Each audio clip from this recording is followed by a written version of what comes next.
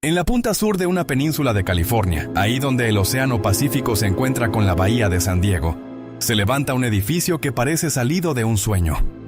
Madera victoriana blanca, torres con coronas rojas, una silueta que se extiende a lo largo de la costa como si fuera el castillo de un cuento de hadas. Es uno de los edificios más fotografiados de Estados Unidos. Presidentes durmieron entre sus paredes. La realeza brindó en sus salones. Marilyn Monroe caminó por su playa. Durante más de 130 años, el Hotel del Coronado ha recibido a los nombres más poderosos del planeta, pero hay un nombre, uno solo, que se quedó ahí para siempre. Y lo curioso es que nadie sabe con certeza si siquiera era su nombre real.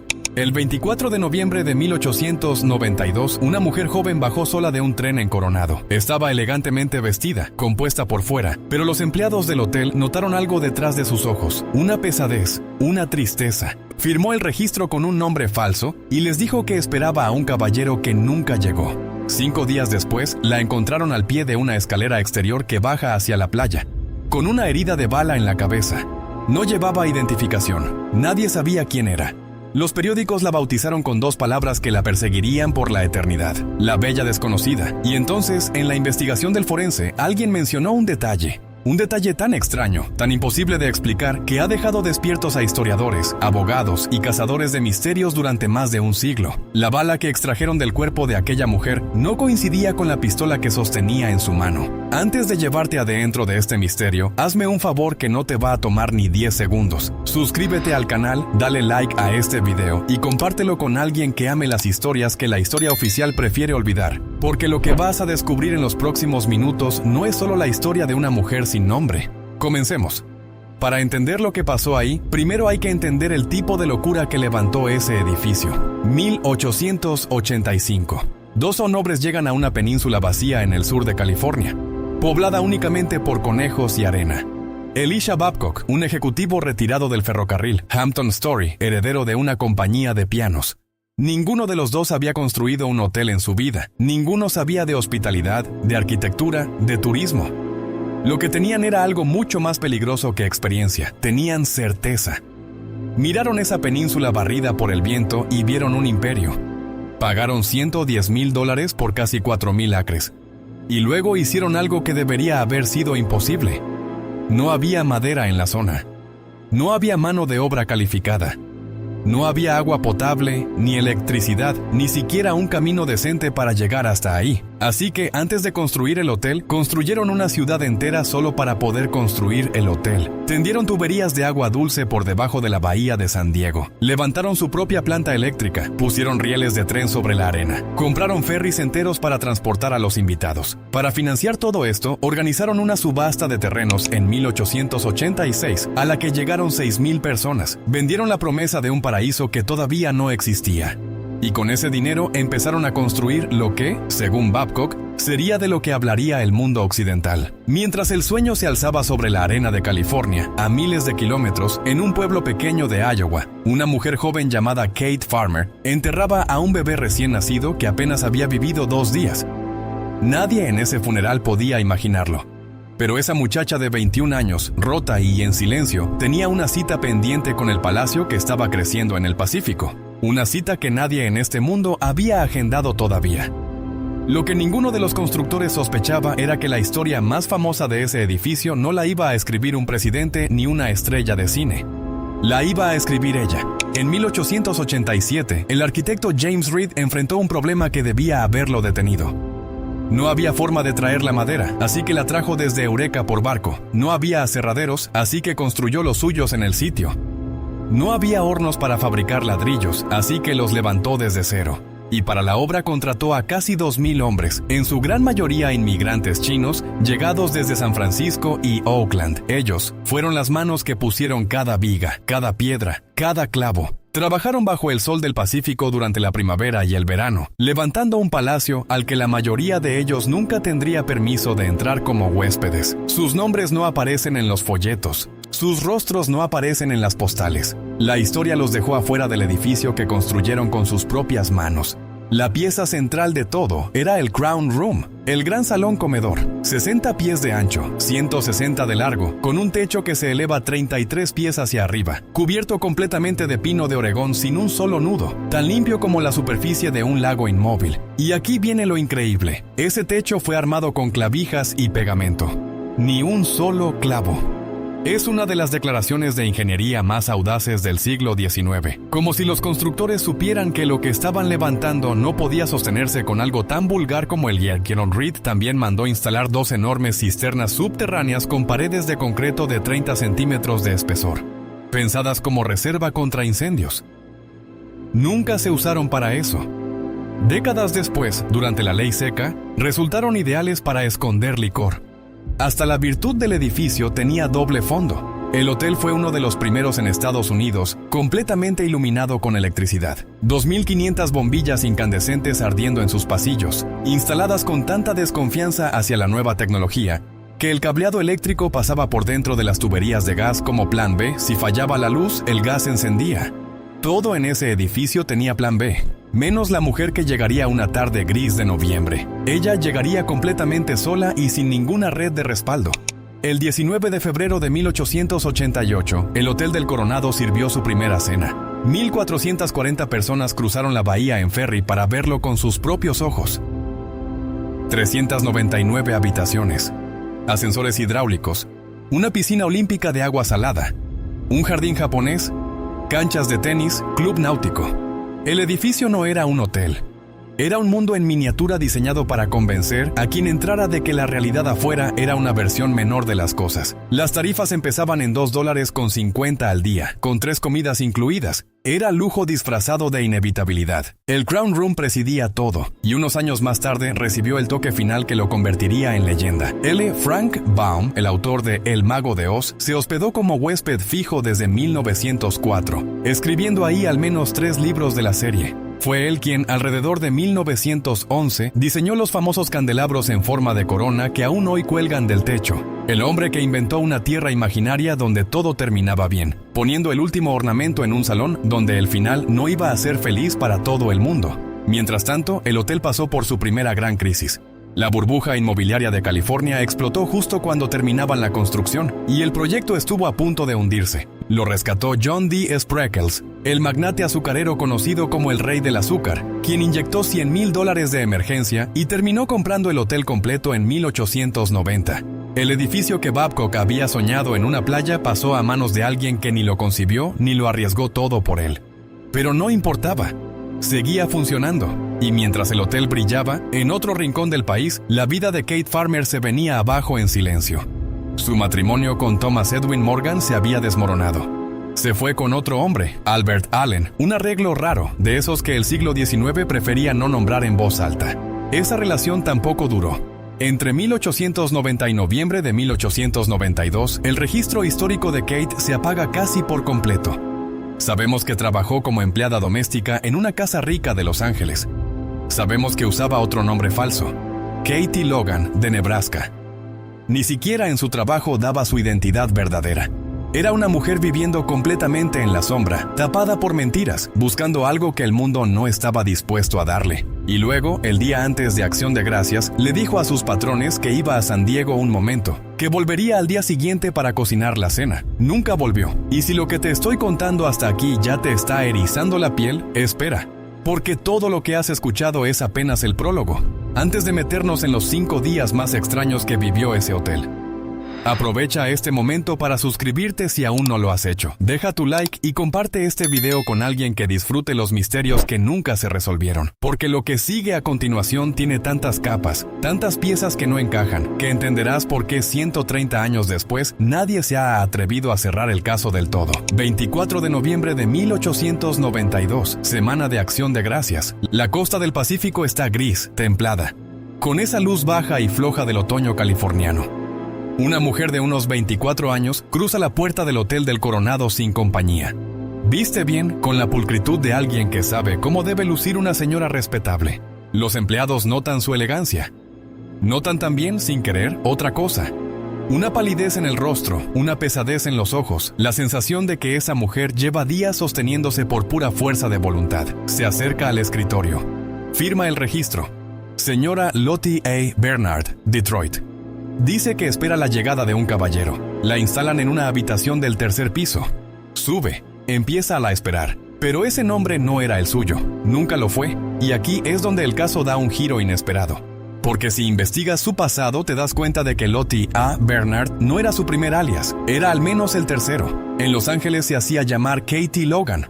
A sus compañeros de trabajo les decía que su esposo era un jugador. A sus patrones les mentía sobre su origen. Kate Morgan llevaba años viviendo detrás de nombres falsos, reinventándose en cada casa, en cada ciudad, en cada cama. La mujer que firmó el registro del Hotel del Coronado era una extraña incluso para sí misma. Los 5 días que pasó ahí fueron observados por el personal con una mezcla de cortesía y preocupación silenciosa. Apenas comía. Los platos volvían a la cocina casi intactos. Pasaba horas en la veranda, vigilando la entrada, esperando al caballero que no llegaba. Le dijo a un empleado que padecía cáncer terminal de estómago. Pero cuando el médico del hotel se ofreció a revisarla, ella rechazó la consulta con una firmeza que nadie entendió. Un médico que examinaría su cuerpo días después tendría otra teoría muy distinta sobre lo que le estaba pasando, pero a eso llegaremos. Y luego está el detalle que nadie supo interpretar en el momento. Un día de esa semana, Kate cruzó la bahía hacia San Diego y entró a la armería de Chick. Compró un revólver calibre .44 y municiones. Le dijo al dueño que era un regalo de Navidad para un amigo. Salió de la tienda con el arma envuelta en papel. Pero lo más desconcertante de todo no era Kate, era él. El hombre del tren. Pasajeros que viajaron en el mismo vagón contaron después que la habían visto discutiendo fuertemente con un señor. La pelea fue tan intensa que los desconocidos de los asientos vecinos la notaron. En algún punto del trayecto, antes de llegar a Coronado, el hombre se bajó del tren y desapareció. Durante décadas se creyó que era un amante misterioso, pero las investigaciones posteriores revelaron algo mucho más perturbador. Ese hombre era Thomas Edwin Morgan, su propio esposo. El hombre Boston, el hombre del que Stella supuestamente se había separado. El hombre con el que había pactado encontrarse ese día de Acción de Gracias. Y el caballero nunca llegó al hotel, o eso dice la versión oficial, porque lo que pasó la mañana del 29 de noviembre hizo tambalear esa versión para siempre. La mañana de Acción de Gracias, un electricista del hotel bajaba por la escalera exterior que lleva a la playa cuando vio el cuerpo. Kate estaba al pie de los escalones, herida en la sien derecha, sin vida. La pistola estaba cerca. El forense del condado de San Diego abrió la investigación y en menos de 48 horas emitió su veredicto. Herida autoinfligida, caso cerrado. Tragedia concluida, archivada y olvidada. Una joven en crisis esperando a un hombre que no vino, que tomó la decisión más irreversible. Pero en la audiencia del forense, casi como un comentario al pasar, alguien mencionó algo que nadie quiso detenerse a examinar. La bala que extrajeron del cuerpo de Kate no coincidía con la pistola que tenía en la mano. Ese detalle quedó enterrado durante casi un siglo, hasta que en los años 80, un abogado de San Francisco llamado Alan May llegó al hotel, escuchó la historia y, según él mismo contó, vio al fantasma de Kate Morgan. Esa visión lo obsesionó hasta el final de sus días. May dedicó los años siguientes a reconstruir el expediente y publicó un libro titulado La leyenda de Kate Morgan. Su conclusión, después de repasar cada documento, era demoledora. Kate no se había quitado del medio. A Kate la silenciaron. Sus argumentos eran concretos. Una bala calibre .44 disparada a quemarropa en la sien debería haber destrozado el cráneo, reventado por el otro lado, dejado rastros de pólvora alrededor de la herida. En cambio, la bala se alojó limpiamente en el cerebro. No había quemaduras de pólvora. El arma encontrada cerca del cuerpo mostraba indicios de óxido por exposición a la humedad, como si hubiera estado en el suelo horas antes, colocada ahí después. Y está el sospechoso evidente, el hombre que esa misma semana se bajó de un tren después de discutir con Kate, el esposo del que ella decía estar separada, Tom Morgan. Según la teoría de May, Tom descubrió algo en el viaje que lo enfureció. Tal vez un embarazo, tal vez dinero, tal vez ambas cosas. Se bajó del tren, dejó que ella ni siguiera sola hasta el hotel, esperó el momento indicado y fue a buscarla. La reunió al pie de esa escalera exterior. Y ahí, en un lugar apartado de la playa, lejos de la mirada de los empleados, una mano ajena apretó el gatillo. Pero la parte más escalofriante de la teoría es esta. Había otra mujer en el hotel esos días. Una mucama joven que, según los relatos de la época, se había hecho amiga de Kate. Le había llevado té a la habitación. Le había hablado en los pasillos cuando nadie más lo hacía. El día después del funeral de Kate, esa mucama desapareció. No renunció. No avisó. Simplemente no estaba.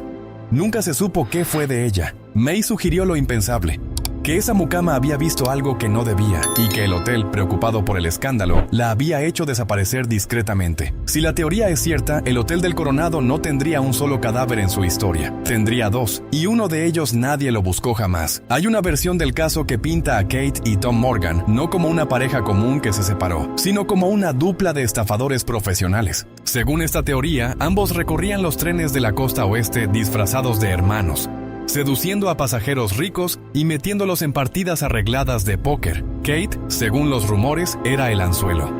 Tom, el ejecutor. Habrían ganado fortunas pequeñas moviéndose de ciudad en ciudad, durmiendo en hoteles baratos bajo nombres distintos en cada parada. Y esto explicaría algo que los investigadores nunca supieron encajar del todo. ¿De dónde sacaba Kate el dinero para hospedarse en uno de los hoteles más caros de Estados Unidos y para comprar un arma sin parpadear? Un familiar suyo en Iowa declaró a la prensa con una frase que quedó grabada: "Ella salió de casa con una suma importante. Pueden estar seguros de que no fue ningún caso de suicidio". Ese familiar nunca dijo más, pero lo que insinuó dejó abierta la posibilidad de un móvil concreto. Alguien más sabía del dinero. Alguien más lo quería. La segunda teoría va todavía más lejos y es la más incómoda de todas. Durante el proceso de identificación del cuerpo, antes de que las autoridades confirmaran que se trataba de Kate Morgan, una mujer de Detroit hizo un viaje urgente a San Diego. Era la madre de una joven llamada Lizzie Willy, que había desaparecido recientemente. La mujer examinó el cadáver y reconoció dos marcas de nacimiento pequeñas en la mejilla izquierda, marcas que coincidían con las de su hija. Estaba segura, pero las autoridades locales descartaron su identificación por un detalle técnico sobre si el cuerpo tenía o no las orejas perforadas, y se quedaron con la teoría de que el cadáver era Kate Morgan. Algunos investigadores modernos han planteado la pregunta que nadie en 1892 quiso hacer: ¿y si enterraron a la mujer equivocada? ¿Y si Kate usó el caos de su propia muerte para desaparecer para siempre, dejando un cuerpo en su lugar? Suena a ficción, pero todo en este caso suena a ficción, y todo, de algún modo, ocurrió. La tercera teoría agrega un nombre que nadie esperaba: Longfield, un hombre casado, con varios hijos, con posibles conexiones con Kate fuera del matrimonio. La hipótesis sugiere que Kate podría haber estado chantajeando a alguien, exigiendo dinero a cambio de no destapar un escándalo. Si esto es cierto, el caballero que esperaba en el hotel podría no haber sido su esposo ni un amante, sino un hombre con mucho que perder, que viajó hasta Coronado para hacerla callar definitivamente. Y mientras todas estas teorías se apilaban, la familia de Kate en Iowa mostraba una frialdad perturbadora. Su abuelo, cuando recibió el telegrama desde San Diego avisándole de la muerte, respondió con 3 líneas: "Entiérrenla, mándenme la cuenta". Al día siguiente, el periódico San Diego Union publicó un titular que resume, mejor que cualquier otra cosa, la soledad total en la que murió esta mujer. Le pertenece. 2 palabras, como si Kate fuera un objeto perdido que alguien, a regañadientes, se resignaba a reclamar. Fue enterrada en una tumba sin nombre en el cementerio de Mount Hope, una mujer que había vivido bajo tantos nombres que, al final, no le dejaron ninguno en la lápida. Pero si el hotel pensó que con el entierro el asunto terminaba, se equivocó por completo. Porque Kate, con nombre o sin nombre, no tenía ninguna intención de irse.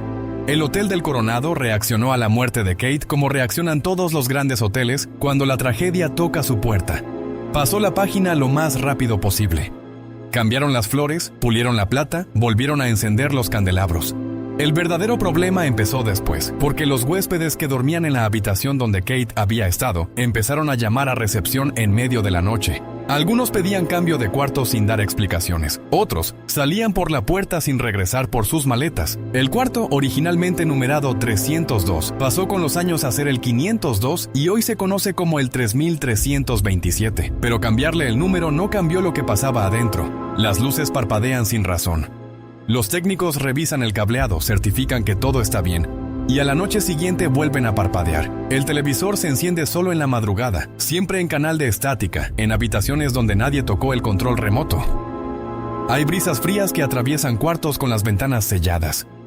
Objetos que el huésped dejó sobre la mesa de noche amanecen en posiciones distintas. Pasos medidos en el pasillo que se detienen exactamente frente a la puerta, susurros tan bajos que están justo por debajo del umbral de lo comprensible, y algo que han reportado docenas de visitantes a lo largo de los años, un olor a perfume antiguo, dulce, de otra época, que aparece sin fuente y desaparece sin razón. La tienda de regalos del hotel es otro foco de actividad. Los objetos saltan de los estantes sin que nadie los toque.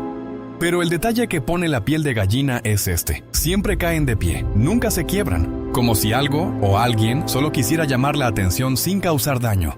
En 1992, exactamente 100 años después de la muerte de Kate, el hotel tomó una decisión que revela lo serio del asunto. Contrataron en secreto a un parapsicólogo llamado Christopher Chacón para hacer una investigación formal de 12 meses, monitoreando el edificio las 24 horas del día. El estudio nunca se publicó oficialmente, pero el hecho de que un hotel de esta categoría, con su reputación intacta, pagara por investigar fantasmas en sus propias paredes, dice más que cualquier testimonio. Y Kate, por increíble que parezca, no está sola. En noviembre de 1904, 12 años después de su muerte, otra mujer joven murió en el Hotel del Coronado. Se llamaba Isadora Rush, una actriz de vaudeville conocida en Broadway. Estaba bañándose en la misma playa, bajo la misma escalera donde encontraron a Kate, cuando una ola la derribó.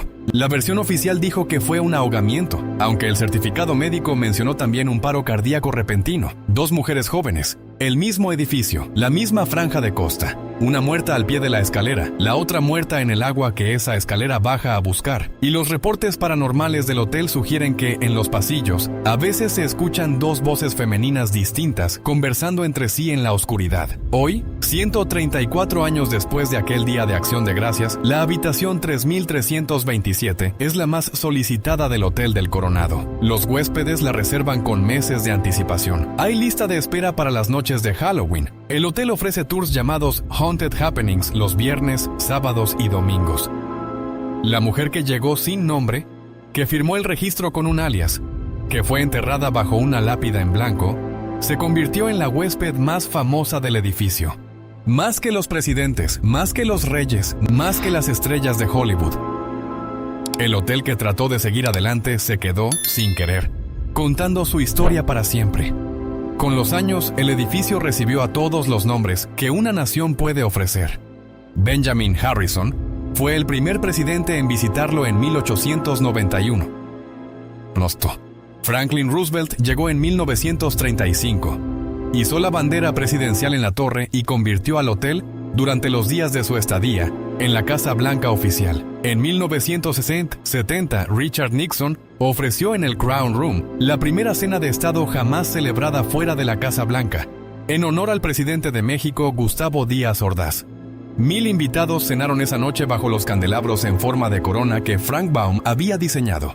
Entre ellos estaban Lyndon Johnson, Ronald Reagan, Frank Sinatra y John Wayne. Todo el poder estadounidense de mediados de siglo reunido en el mismo salón victoriano donde 80 años antes una mujer sin nombre había comido sola. Pero la leyenda más persistente tiene otro protagonista. El 7 de abril de 1920, el príncipe Eduardo de Gales, el mismo que años después abdicaría del trono británico por el amor de una mujer llamada Wallis Simpson, fue agasajado con un banquete en el Crown Room. En ese momento, Wallis Simpson vivía a pocos kilómetros del hotel. Su primer esposo era el oficial al mando de la base aeronaval de San Diego. Durante décadas se ha rumoreado que fue esa noche, en ese salón, cuando ella y el príncipe se vieron por primera vez. Ambos negaron siempre haberse conocido ahí. Dijeron que el primer encuentro fue años después, en otro país.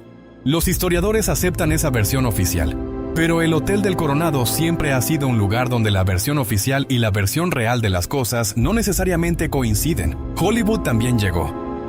Muchas películas se filmaron aprovechando su arquitectura, pero el momento que lo consagró fue 1958, cuando Billy Wilder llevó a Marilyn Monroe, Tony Curtis y Jack Lemmon a filmar Una Eva y dos Adanes. El edificio Ios Dimos se hizo de hotel ficticio de Florida.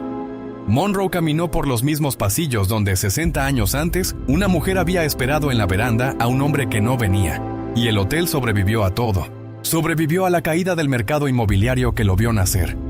Sobrevivió a 2 guerras mundiales. Sobrevivió al intento de demolición del empresario Larry Lawrence en los 60, que lo compró queriendo tirarlo abajo y terminó invirtiendo $150 millones en ampliarlo.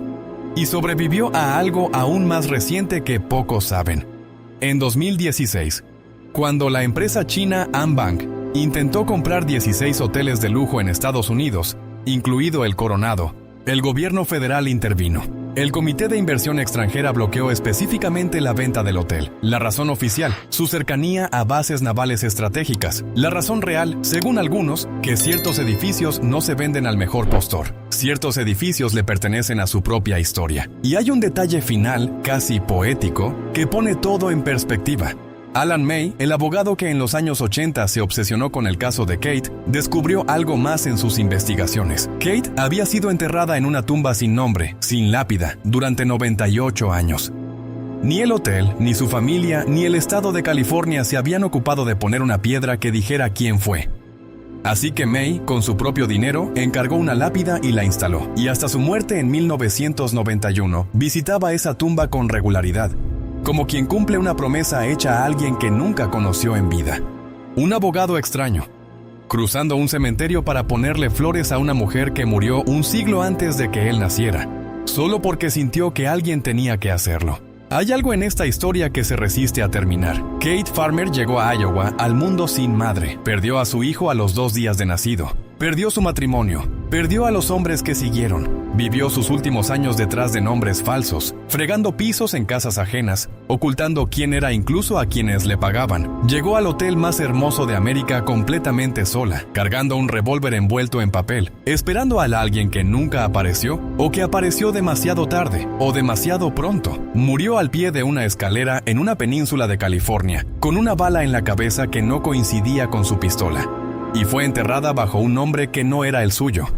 Y sin embargo, ahí sigue. 134 años después, su habitación es la más pedida del hotel. Su historia se cuenta cada fin de semana. Su nombre, el verdadero, el falso, el alias del alias, aparece en libros, documentales, podcasts, investigaciones. La mujer que nadie conocía se convirtió en la huésped más famosa del edificio más fotografiado de América. ¿Por qué? Tal vez porque los misterios sin resolver son los que más se quedan con nosotros. Tal vez porque hay algo profundamente injusto en que alguien muera sin nombre, y el universo, con el tiempo, intenta reparar esa injusticia de la forma en que puede. Tal vez, solo tal vez, porque Kate sigue esperando al caballero que no vino. Y el hotel, amable anfitrión que siempre fue, no ha tenido el corazón para pedirle que se vaya. La verdadera pregunta no es si fue suicidio o asesinato. No es si la bala coincidía o no con la pistola. No es si la mujer enterrada en Mount Hope era Kate Morgan o Lizzie Willy. La verdadera pregunta es cómo es posible que todo un imperio victoriano, con presidentes y realeza y 1000 historias oficiales, haya sido eclipsado por una sola mujer que llegó sin equipaje. El Hotel del Coronado ha cambiado de dueños, de números de habitación, de pinturas, de cortinas, de logos, de siglos. Todo se ha vendido, se ha reemplazado, se ha reformado. Todo menos ella. Al final, la bella desconocida se quedó con lo único que ese edificio nunca pudo poner en oferta: la memoria. Y si algún día pasas por la costa sur de California y ves ese palacio blanco con torres rojas contra el Pacífico, recuerda que alguien en alguna de esas ventanas del tercer piso quizás todavía está mirando hacia la entrada, esperando.